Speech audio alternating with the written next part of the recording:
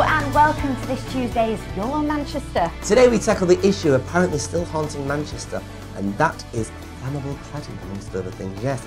Does it exist as much, and are we as much at risk as those there in London? These are questions we are going to be asking Russ George to tell us about just a little bit later on. Yes, but first I had a really great chat with four gorgeous boys. They're up and down the country at the moment with a literally fab musical called Guy, and heading the cast was X Factor's very own Sean Miley Moore. Hold on a minute, how did I miss out on this one? Oh, that's showbiz for you. Well, it's all very exciting. I thought I was going to get one, and look at me, I've got Hello! Hi! Hey everyone! Hi! I'm here with the cast of Guy the Musical. It's brand new, isn't it, Guy the Musical? Yep. You're coming to the Fringe. You were at Hope Mill Theatre last week. Yes. Absolutely amazing. What's it been like? What's the response been like for you guys? It's been incredible. I think we've had so many people that have kind of come to us and said that they've never seen anything like it, and it's very, very much new to the musical theatre style that you kind of see, like from your classics, like your Les Mises and your well, we know you've got the shows out there like everybody's talking about Jamie and whatnot, but now this is kind of taking it onto the next level, where we're really kind of integrating different art forms and kind of make it much more eclectic than it already is. Well, we like to see something a bit different. Yeah. But for anyone who hasn't seen it, obviously because it is new, tell us a little bit about what we can expect then.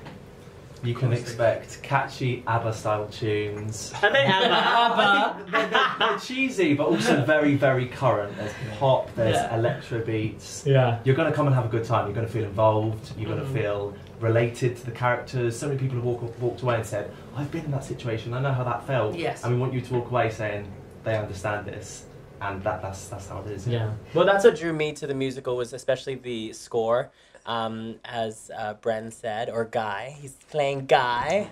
Yeah, the music's very electro pop, super funky, a bit Justin Bieber-y in a way with some songs. So that underscore is really fun for us to have a play and really utilize our fabulous tones in our voices. Oh God, I'm there already. We're going to love this. It's going to be fantastic. Good. Now, we mentioned that you're Guy. Tell us a little bit about Guy then. What's his story?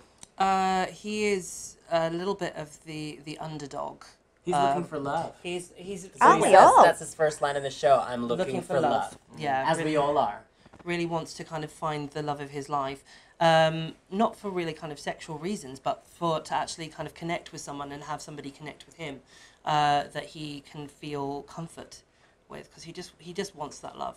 And it's kind of how he goes about dealing and finding that love that he kind of sometimes causes problems. Yeah, I mean, along the way. Yeah, in the world we live in, you know, with the new social media dating, like Tinder, Bumble over here. Swipe left, swipe right. Swipe right, yes. You know, it's very image driven. You know, with the Instagram, you don't even know what's real anymore. You know, Facetune, big asses, you know, we love it all. But in today's age, we have to be as authentic as possible and shift through all the bullshit. Do you know what I mean? And that's what Guy wants, and I think that's what everyone wants, is to find a genuine connection where you can be yourself with someone. With the line that I say, I just want someone genuine who I can be honest with. And I think everyone in the world wants that. Yeah, there's a lot of catfish out there. That's funny you it. say That's what it's Have you about. been catfished before? Not yet. I think that, God. you know, if I haven't been catfished, I think that I'm not cool, am I really? Nobody wants to catfish me. Maybe they just really good. I think that's the good thing about the show as well, is we don't filter it. It's the gay community can be very savage with each other. So you see how they treat each other and how it's just kind of blasé. It's just said, not interested, not my type. Done. But it touches on the show touches on a lot of important matters as well. Eating disorders, mainly out of all the things that we touch on, and there's a song in it that really is driven, and we've actually released that on our promotional website YouTube, and YouTube. Which you don't think happens within with guys. You know what I mean? And especially with the queer community, and even with guys in general, there is I don't know the statistic, a level but of like hidden strength. Yes, and you know, eating disorders is prevalent not just with women but with guys as well, because what are the pictures that we see out in the internet and in mainstream media is the six-pack, the big abs, and everyone wants to achieve that. But at the end of the day, it's all exterior, and what we're trying to get to is in here, which is what matters. And it's not talked about as much as women who have got eating disorders, so it's great. What I really like as well, the people behind this musical are the ones that did The Marriage of Kim K. It was incredible. Did you watch it? Absolutely. Yeah. How was it? It's brilliant, like to be part of a company like that. As soon as I saw this come up, I was like, I need to apply for this. Yeah, And because it's just kind of like that satirical kind of look, Yeah. which is brilliant. Anyway, I know that you have got to fly soon, and we really look forward to seeing you at the Fringe. When are you on? Tell us how we can get there. 11th and 13th, we're at the 53-2 Theatre. Yes. So yeah, check us out.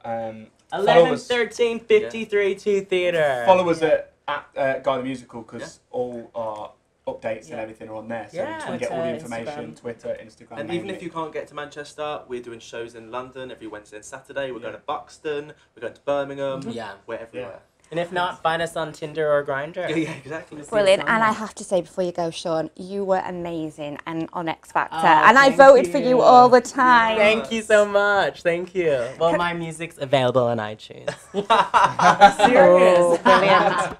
We'll be downloading. That's it. You know, I think, yeah, no, it's good. Thank you.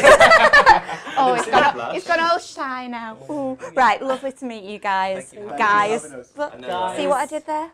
That's it. See you guys there. Oh, we have a little snippet. Yes. 1, 2, 3, 4. Guys, time to grind. Open your eyes. What will you find? Fine, 3, fine, 4. fine. Gaze loves the game. The aim's the same, but the rules have changed.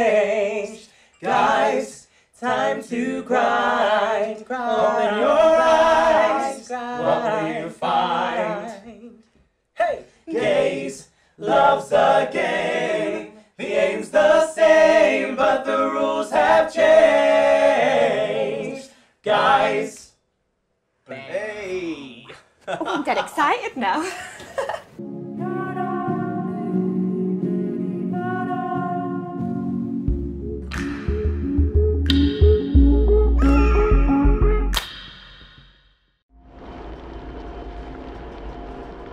A catalogue of safety breaches at Grenville Tower contributed to the rapid spread of the fire. That's according to experts testifying at the Grenville Tower inquiry. I have never seen a building where the whole of it was on fire. Nobody has ever seen that. It was incredible. It was so alien to anything I had ever seen. Right, well, we show that for one reason. 80 people died in what has since been reported as totally avoidable. Yes, and of course this made us ask, is there an avoidable incident like that due to occur here in our great city and its surrounding areas? Russ George is going to be coming in over the coming months to talk this and more hard-hitting issues here in Manchester. Welcome, Russ. How are you? Good, thank you, Belinda. So, yes, where do we fully begin and everything? So let's start. Well, Greater Manchester Fire Service looked at 500 high-rise buildings across Manchester, of which 367 have been reported to be not fit for purposes. How many? 367 have not met the minimum requirements. And there's still people living in them? And there's still people living in them. That's such a worrying stat. Now, on top of that, okay, there's some that are in special measures. So there's some that they have moved people out of, that they've taken immediate action on. But at the end of the day, the big issue is that we've got a big divide between private housing and community housing across the city. So if you live in a community housing block, community housing blocks are acting really quickly to deal with these cladding issues. So if you look at some of the student blocks, like the one just by Oxford Road train station, you can see them today stripping off the cladding all the way up to the top and starting to look at what they're going to replace it with. But from the Hackett report, we still don't know necessarily what they're going to replace this flammable cladding with. And what can the residents do about this? If they're obviously not feeling safe, if they know that the cladding's being taken out, what can they do? Well, from my own point of view, I'm on the top of a building with flammable cladding. It's got Rainabond PE cladding on the outside of it, with PIR foam behind it, So the PIR foam, when it burns, gives off... Isn't that toxic? Yes, it is toxic, yes indeed. It gives off basically arsenic, which would kill you anyway. So not only have we got the flammable issues, but we've also got the fumes that can wipe people out. So this is a national issue and a national debt that the government really needs to come up with a better solution for, that enables, firstly, forces private landlords to replace the dangerous cladding before we have any more fatalities, but also keep actually getting this stuff removed quickly. Ultimately, it's not those people's faults either. It's like having to pay out for it when you say there's older people out there. It just doesn't seem fair, does it? No, it doesn't seem fair. And also, when we had a residents' meeting that was organised by Greater Manchester Fire Service, where they highlighted that there are a number of buildings that have got real problems, and there are others where it's just compartmentation isn't good enough. But still, for residents, we need to know that the buildings that we're living in are actually safe. But how do the government allow people to live basically not safe?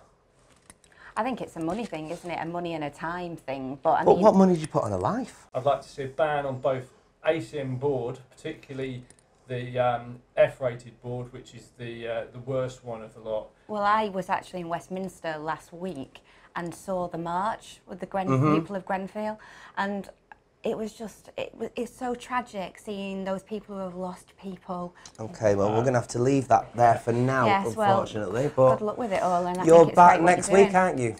Hopefully, To yes. talk to us about Lock 9. Oh, indeed, yes. Yes, Lock 9. with lovely, It's what's his name? John Stopp from John the, Stopp, yes, Lock from 9. the Canal River Trust. Yes, that's going to be a good one. And there's quite a few issues Interesting. with that as well, isn't there? There are indeed. All right then, well, we'll leave it for now, but thank you very much. It's now time to take you over to Sport Corner.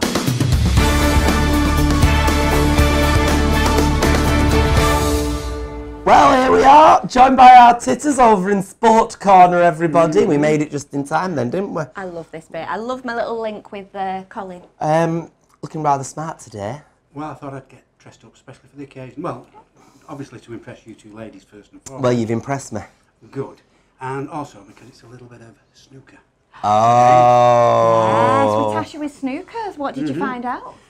Well, snooker started in the 1870s. And it started over in India. It was some of the officers in the officers' mess. And that's where the game developed from billiards originally. But they made the game snooker. And it's developed from there, really. God, it's been going a while then. Yeah, and the word snooker? Any guesses on why it's called snooker? No, actually. I didn't look it up on Wikipedia. That's the first time I looked on Wikipedia. Look at me being all intelligent, everybody, that's eh? the question, and I don't know the answer. I'm guessing it's because the idea is to snooker them. Well, yes, that is a term. Yes. You know, if you can't. I think we'll go with that. Yeah. Yes. That's the You've term got to that is move used, your ping ball out of the way, haven't you? And the thing with snooker is all the colours are worth different points, aren't they? And that's a thing that I can't get my head around. I like a game of pool because I know where I'm at. If I'm stripes or I'm like dots or whatever, then that's fine. But when it comes to colours... Right, well, basically, nice and simply, the reds are worth a point each. Okay. Then it's the yellows 2. I like potting the brown. I go for the pink myself. Yes. Then, sorry, I've gone by yellow. Green is, what are we up to? 2, 3. I've lost the clip. Anyway, the last bit, And the last 7 one, is... and the last one is the black. You yeah. don't do that until the very end, do you? No, that's... well, when cleaning the tables, no. No. But you can use them... Every time you strike the ball and you pot a red ball, you then get the opportunity to then go to pot a colour. What about the length of your cue? It's dependent on yourself, really, because different sizes, different people. Right. Does different size make a difference? Size does matter, yeah, because just because of your basic body height. I mean, otherwise you could be like that. But if it was only a kiddie one. I like the rests, because they come in different shapes, don't they? Yeah, you've got the spiders. Yeah. The big ones. Yeah. And, also, you can extend your cue if you want. Yeah. By having the little extension on the end for... you get the extended rest. Oh my And then you just... Have you never played snooker? Do I look like I've played snooker? I had more important things to do, like drugs. Oh. Now listen. Well, the thing I like about it really is the daft things I like about it really is it was first televised in 1950. Yes. In black and white. This is what I can't understand. In black and white days, how did you know what was going on? And even further than that, snooker on the radio. Well, that's exciting, like the boat race. Have you ever had the boat race on the radio? Sorry, I'm digressing now, but it can still sound exciting, even though there's 16 lengths away. Because they're very good, the radio commentators. But anyway, back to snooker. Yes. Well, right. Sorry, I was just going to talk as well a bit about snooker, because it can seem a little bit boring. You know, a bit of a boring sport and a bit... But there's been some really, like, characters. You know, you've had Hurricane Higgins. Steve Davis obviously was a little bit boring. But, you know, there's some really... What was his name that I liked? Something Hendry. Stephen Hendry. Yes. He was good. Well, he took over really from Steve Davis as the big chap as well. But so like it came about, the popularity came about because of the TV, and really the creation of the fact that people started getting colour televisions. Yeah, it's a much more interesting sport. It is, isn't it? And then suddenly got the household names like Alex Higgins, Ray Reardon, Steve Davis, and is it still the big money that it used to be in the 80s? Right. Well, the first ever professional snooker final competition, I think, was 1927, and it was won by a chap called Joe Davis. And the prize winning was £6 and 10 shillings for the World Professional Championship. Next year, the first prize is £500,000 to the winner. So £500,000. A little bit of a difference. A bit of a difference from £6. That's all right for potting your balls, isn't it? It is. And Joe Davis, actually, he won the first 15 world. He's a British chap. Oh. And is this current? No, he's dead now. Oh, well, not that current then. No. Okay. He retired in 1946. He's probably the chalk on the end of somebody's queue now, isn't he? What? I'm just saying. So let's take us up to current days. Right. I love a bit of Ronnie O'Sullivan, because he's a bit of a bad boy, and he's quite cool. And again, I like the characters. Yeah, I mean, they all evolved and got their own personalities. They did, didn't they? And a lot of it's sort of like going on shows like Big Break. I loved Big Break. I loved it. The trick shots at the end were always amazing, weren't they? And that was just sort of like getting people to come along and enjoy the game. But why the attire? Why is it always smart? I mean, it's lovely to see, but you could play snooker in anything, couldn't you? Well, yeah, you can in sort of like your average snooker hall. Yeah. You could say the working men's clubs then. But, well, actually, those were the places where the snooker players used to go around and have competitions. Not competitions. They came along and played 5 frames against local talent. So like tournaments? Tournaments, I think. Tournaments. But if they lost a frame, they didn't get paid for that frame. So they had to win the frames to get any money. So if they had a bad night and lost 5 frames, they could have travelled half the length of the country to go home penniless. But nowadays, there's a lot more money in snooker. There's none of that. And I like the way that they all dress. It's nice to see people But dress. going back to this has got to be the army days, hasn't it? You know, sort of like... I don't know. You know, it's lovely though, isn't it? Well, it's good to get dressed up. I always say that's what the problem of the world is these days. Not enough uniforms and poshness. Oh, yes. Hence me, I've come dressed as all the colours. Thinking about what you're wearing, maybe we should do the art of Morris dancing. As your next challenge. She fully went there, boys and girls. She fully went there. Any more information? Come on, let's relay some to us. Come on. I don't know. Is that a note in the Morris dancing? I don't even like the name. Right, sorry. Come on. The 1985 final, Dennis Taylor. Yes, with his upside-down glasses. The upside-down glasses, yeah. I've got to admit that I stopped up until about 1 o'clock in the morning or whatever time it finished watching that one.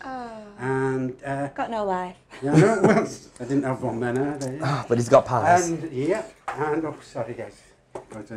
Oh, and they've been there since Thursday. I know, and look. I couldn't murder that. Yeah, I know they've done extremely well. But sort of like that was back in 1985, and it had a viewing audience in Britain of 18.5 million stopped up to watch the final. Wow. So that was the pulling power of it, and that's where it's all come up to date, really. Well, I've loved it. I've loved you talking about snooker. I've loved it too. I really have, but... You brought these in for us, didn't you, Colin? Yeah, I brought them in to share, but I don't think it's going to happen, is it? No, not at all. I don't think we've got a smelling, have we? No. Right, so what are we going to set the challenge then for next week, seeing as Morris dancing is out of the window? I think... What's that frisbee one? Frisbee? Pie eating! Pie eating! Pie eating! Pie eating! Pie eating! Because I'm Challenges sure to this do with challenge, food. yeah. There's loads of Guinness World Records as well, I bet. Mm-hmm. Sport-related food competitions. Right. Mm-hmm. Oh, I'll have to do my homework, won't I? Lovely. Take to our Titters, because we've got to hand over to Dan now. All right, okay. Bye-bye. Ta-ta, tatters. There we are. Dan. Titters. Tatters. It's all in tatters now. Here's Dan with his brand new fandangled Xbox.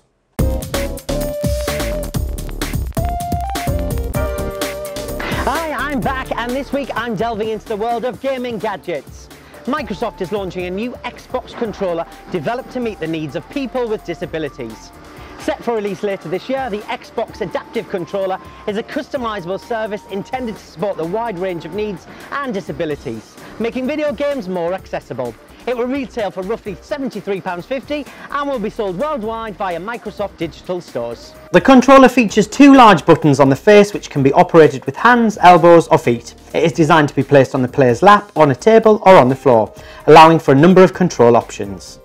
These will also be on sale via Microsoft stores. In this way, control setups can be highly personalised. Players use a dedicated app to create controller configurations and can quickly switch between 3 pre-configured profiles using a button on the face of the controller.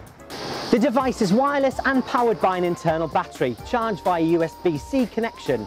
However, it also comes with its own optional power supply, so that devices that draw a lot of power, such as the mouse-operated quad sticks, controllers designed for quadriplegic players that use a sip and puff, tubes for inputs, can be supported more easily. There is a headphone socket and on the base of a set of mounting ports, allowing players to even fix the controller to a tripod. The main feature is a row of 3.5mm ports along the rear end of the pad, representing each of the inputs and buttons on the standard controller. Using these 19 ports, players can plug in a range of add-on devices, such as bite switches, foot pedals, touch-sensitive pads, and other accessibility products that are either already available or have been developed specifically for the controller by third-party manufacturers. So there you have it, everything you need to know about the new Xbox controller. Back to Belle and Shell in the studio. See you soon! You can stay for one drink. Yeah, no, I reckon you should. Right then, well, there you go. Yes, another week comes to an end. Where did that go? It's been a good one though, hasn't it? Very absolutely. informative and very good. And remember, if you think you have something that we should be covering, like an issue or, you know, no matter how big, no matter how small, contact us at yourmanchester.com is where you need to get in contact with us. Yes, it sure is. And on Thursday's show, Belinda is going to be bringing you all the gossip on the Legally Blonde. I have indeed. That's not all though. Here's the list of guests we have in the studio. Get ready. Go from the GM Fringe show, A Surgeon's Photograph. We've got Ella Dutton. Amazing. And we've got Trollop Ronnie Leek. Is that right? Yeah, no, I'll have that, yeah. Okay. I'm glad you read it exactly how it was written. Plus, Tony Cooper is here to tell us all about what he's bringing us for the event known mostly as Sparkle. I love the sound of that one. And we're going to be discovering Lock 9 and what it's all about. Yeah, and we've got all this and loads more as well, all our regular features. Your Manchester. On Your Manchester. You didn't point. Oh, go on, we'll do it then, come on. Your Manchester. Is that better? Yeah. Have a nice week. Ciao. There we go.